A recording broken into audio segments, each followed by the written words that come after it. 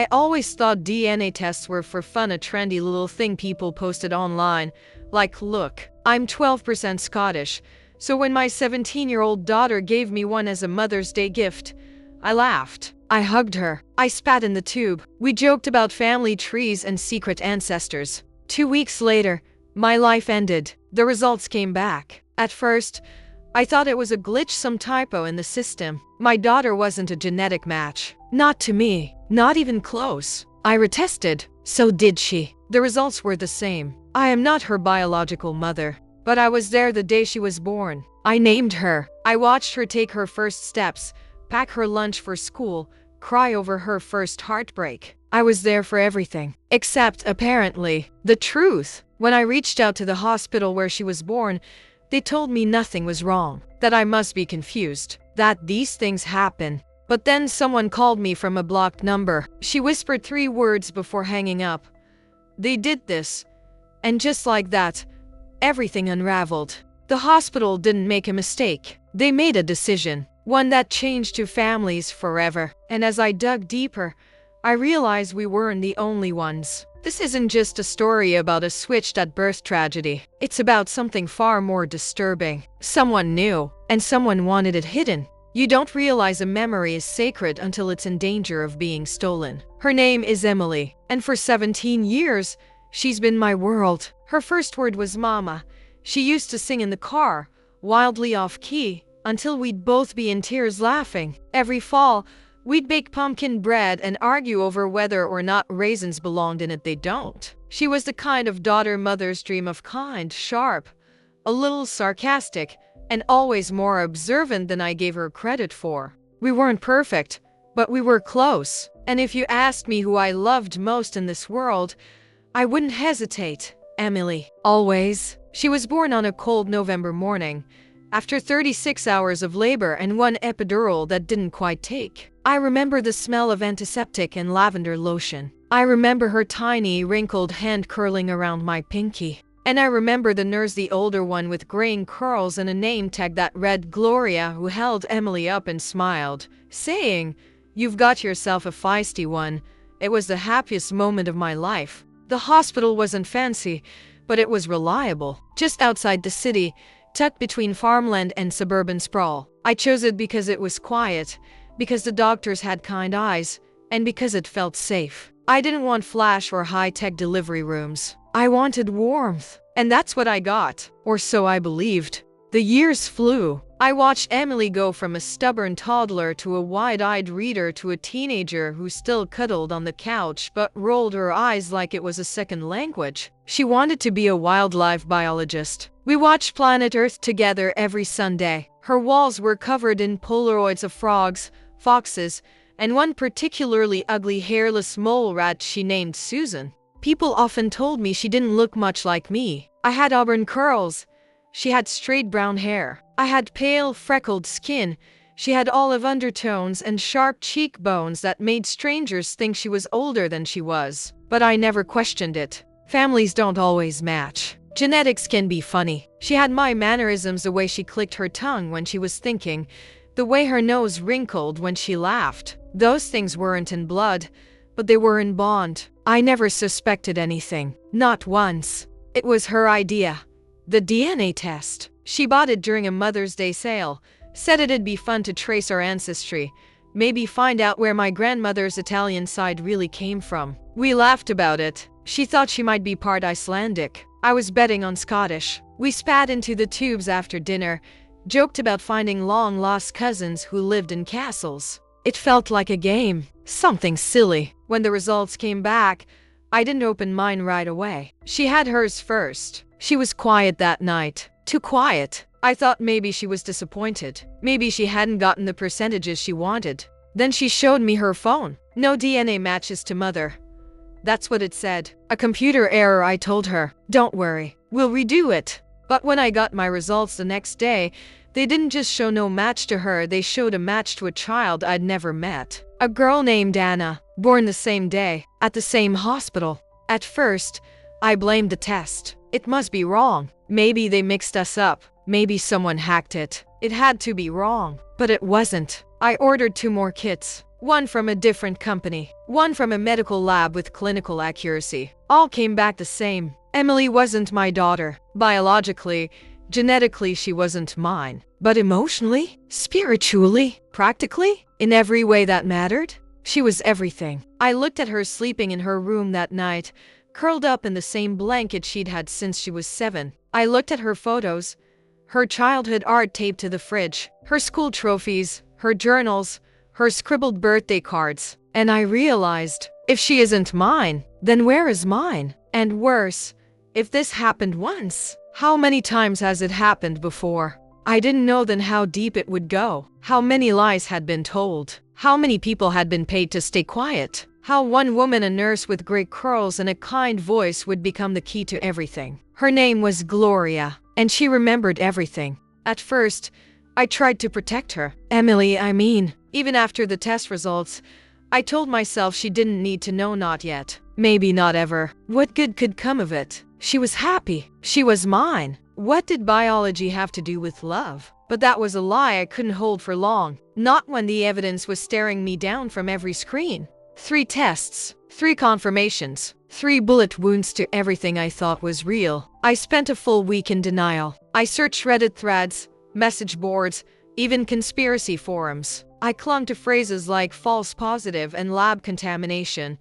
But the deeper I went, the fewer excuses I found. What I found instead were stories, quiet ones, buried ones, from other mothers, other children, other people who'd been switched. Emily noticed something was wrong almost immediately. I wasn't eating. I wasn't sleeping. I stared at her like she was a ghost, or worse, like I was the ghost. Finally, she asked, "Did I do something wrong?" "No," I whispered, and then I broke. I told her everything. The tests, the results, the implications. She didn't believe me at first, and why would she? It sounded insane, offensive even. She stormed out of the room and called me crazy. Said maybe I wanted it to be true so I could blame our recent tension on something other than myself. But a week later, she brought me a new test. Different company. Her idea. This one confirmed it too. She wasn't mine, and I wasn't hers. I called the hospital the next morning. I tried to stay calm, professional. Just a mother requesting medical records. Birth records from 17 years ago? The receptionist said, skeptical, "That's going to take time."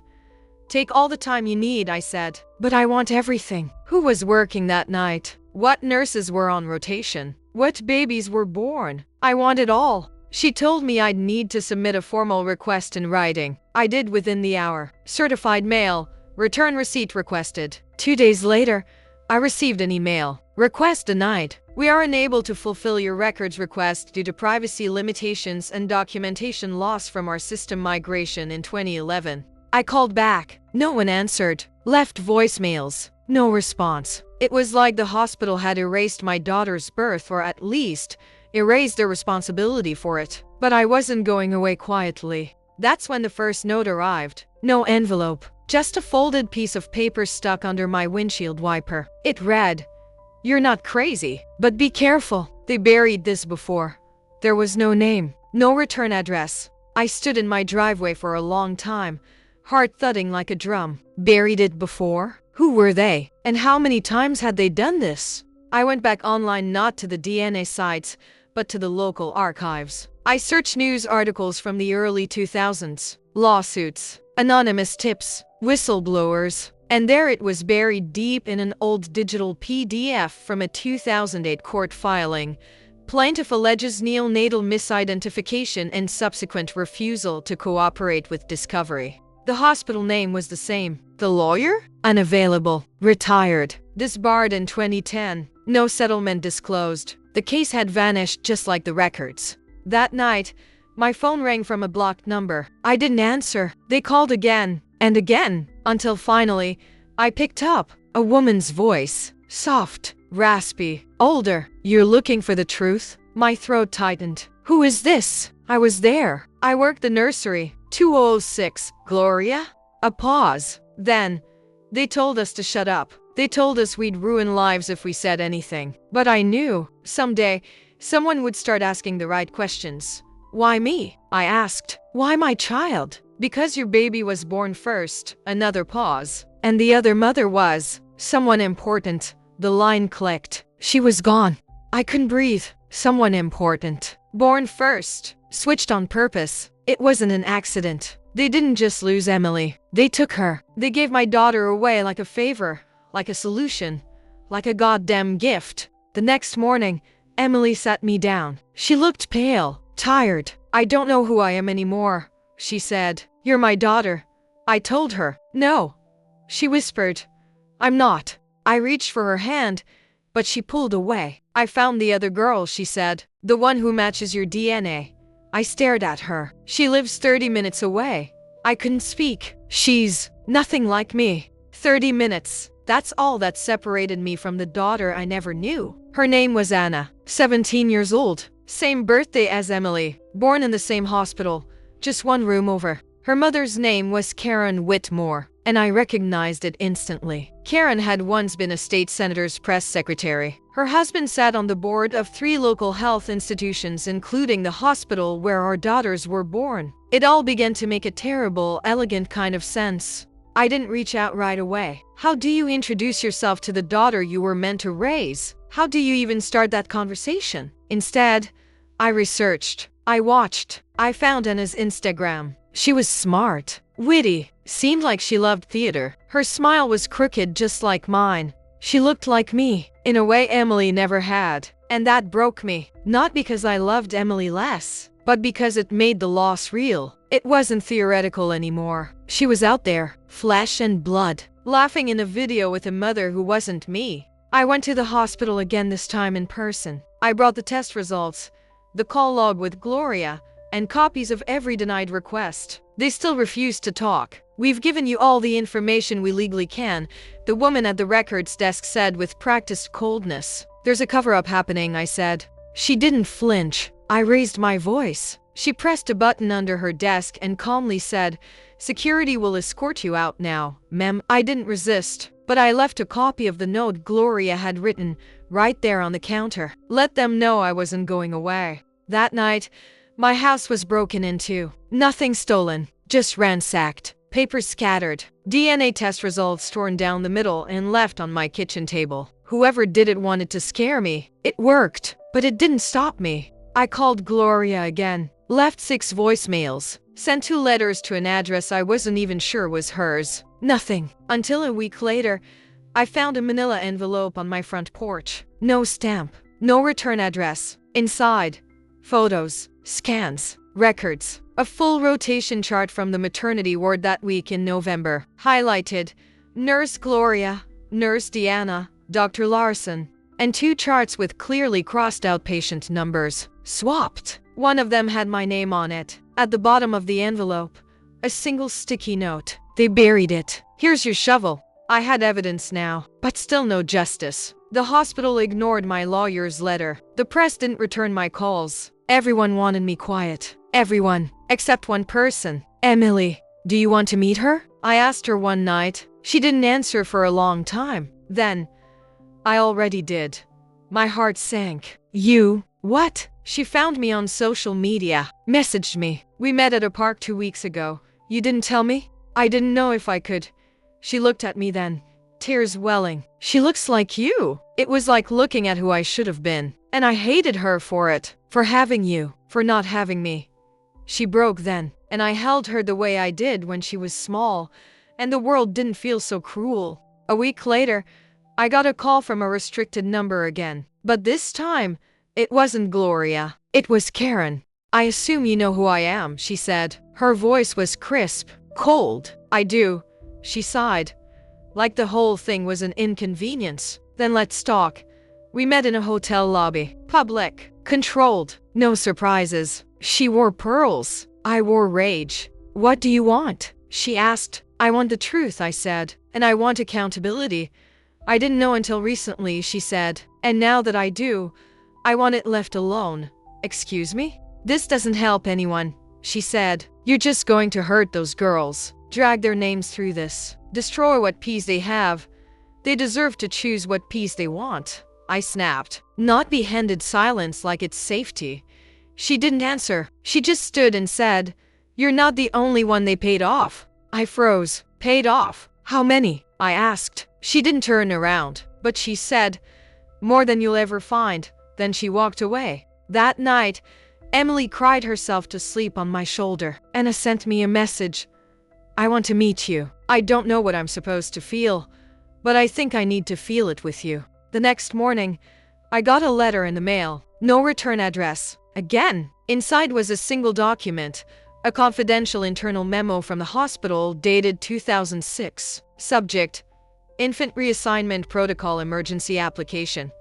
My name was on it. So was Karen's. And under justification, in careful typewritten print, political discretion advised. Reassign per board instruction. The first time I met Anna in person, I almost couldn't speak. We met in a small cafe halfway between our towns. She wore a hoodie, no makeup, hands trembling slightly around her drink. I recognized that nervousness. It was the same kind Emily had at 13 before a school presentation. She looked at me like someone meeting a ghost. I wasn't sure whether to hug her, shake her hand, or run, so I just sat down. "Hi," I said. She gave a soft, broken smile. "Hi."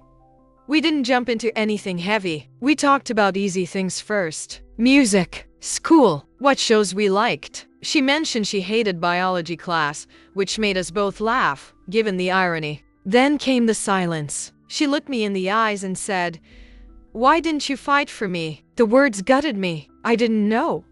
I said softly, "I never knew. Until now."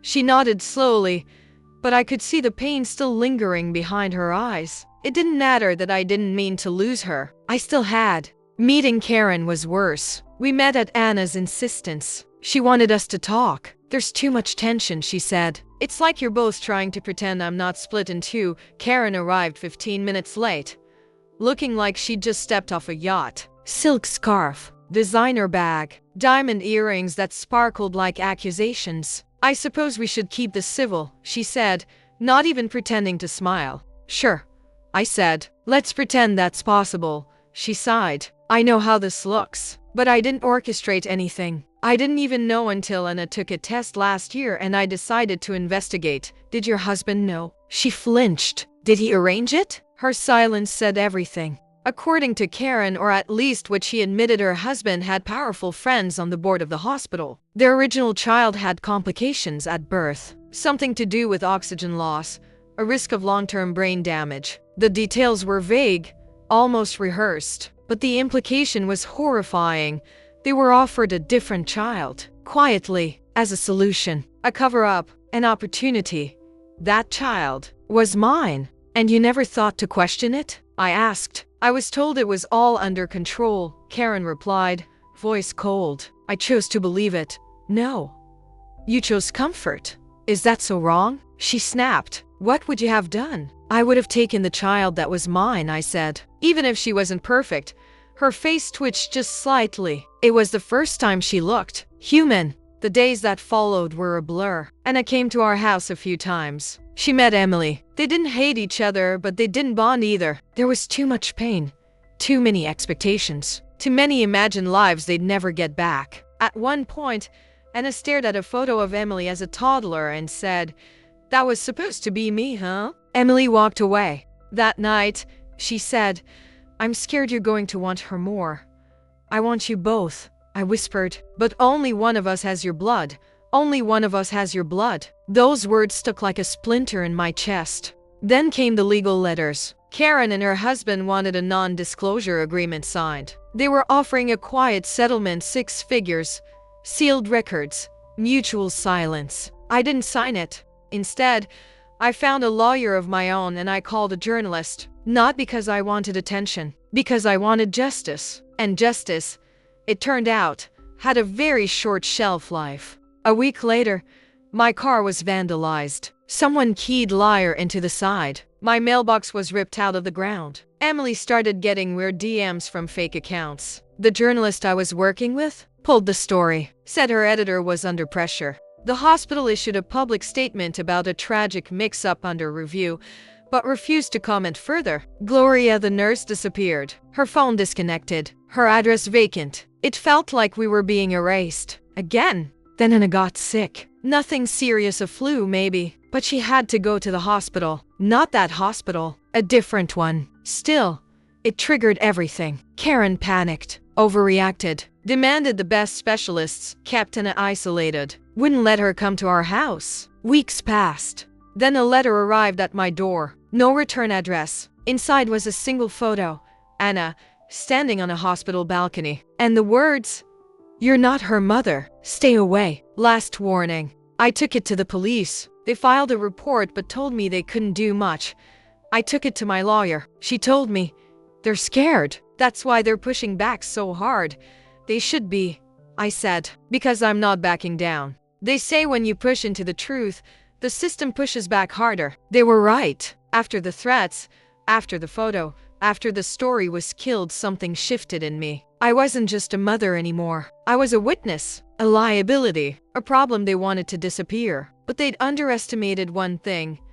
I'd already lost my child once. I wouldn't lose her again. The deeper I went, the uglier it got. I hired a private investigator, a retired cop named Randall who used to specialize in hospital fraud cases. He was quiet, gruff, and didn't flinch when I told him my daughter had been stolen on purpose. He said, "I've heard worse, but not much." Randall started digging. He found more names, other babies born within the same week, other mothers who left that hospital in 2006 and had questions, medical anomalies, inconsistent paperwork. One woman said her baby's APGAR score was mysteriously missing from all documentation, and when she asked for copies years later, she was told her entire file had been digitally lost.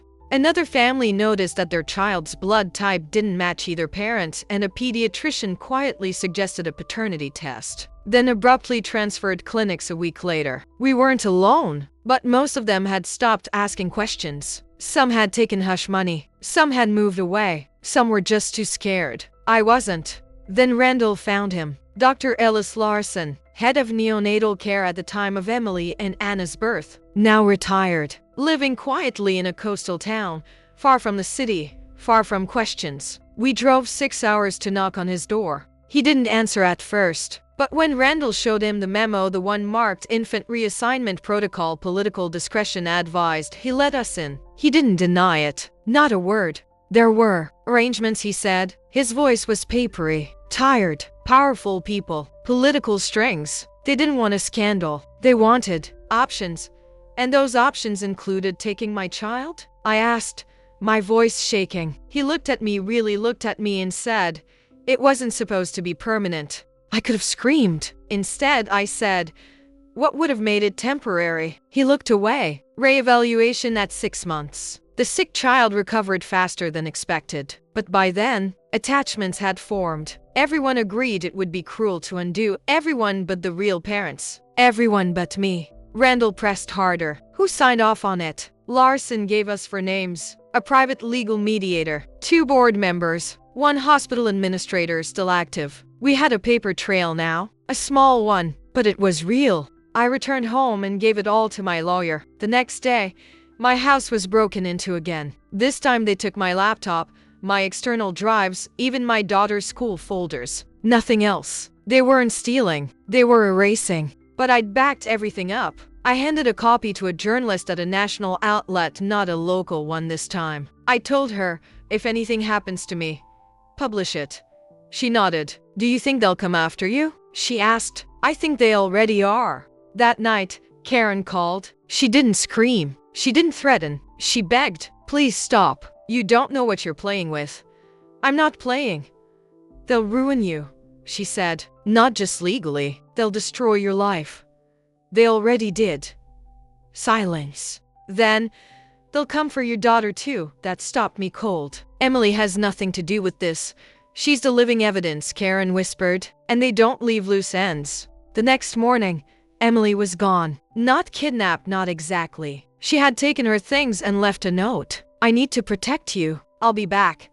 I collapsed in the hallway. I searched everywhere, called her friends, drove to every place she used to hide when she was younger. I even checked Anna's house, nothing. She was gone for 4 days. On the 5th, she came back, tired, pale, but alive. She handed me a flash drive. "They tried to buy me off, told me if I took the money and disappeared, you'd be left alone." I swallowed hard. "And you didn't take it?" "I wanted to," she admitted. But I couldn't. I'm your daughter. What was on that flash drive? A recorded conversation between a hospital lawyer and a mediator discussing alternative infant placement options and how the 206 discretion protocol had worked once before and could again. It wasn't just a confession. It was a pattern. I gave it to my lawyer. The national journalist published a story 2 weeks later. Headline: Mother uncovers decades-long infant swapping scheme at major hospital. Evidence points to political cover-up.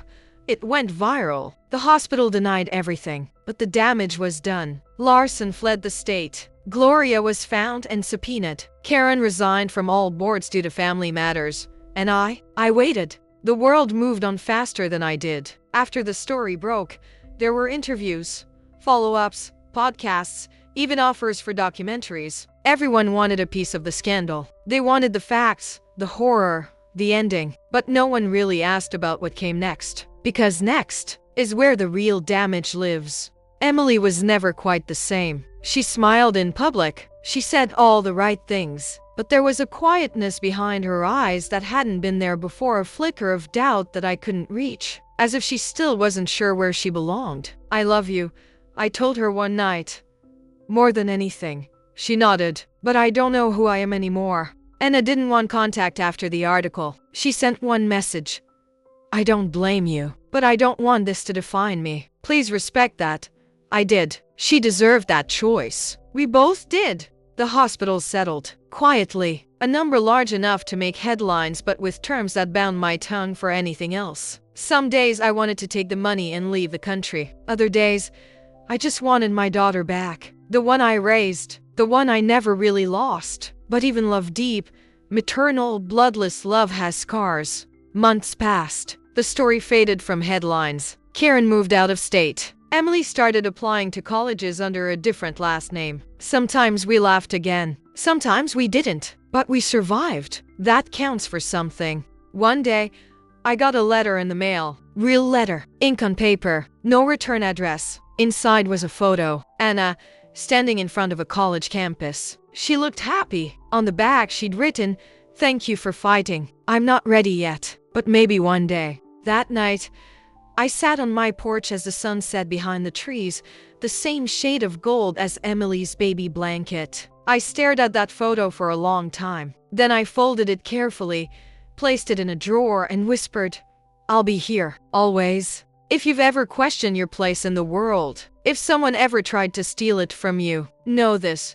You are not defined by what was done to you. You are defined by what you do next. This was never just about DNA. It was about choice. And I choose to stay, to fight, to love, and to remember, even if I never get the ending I wanted.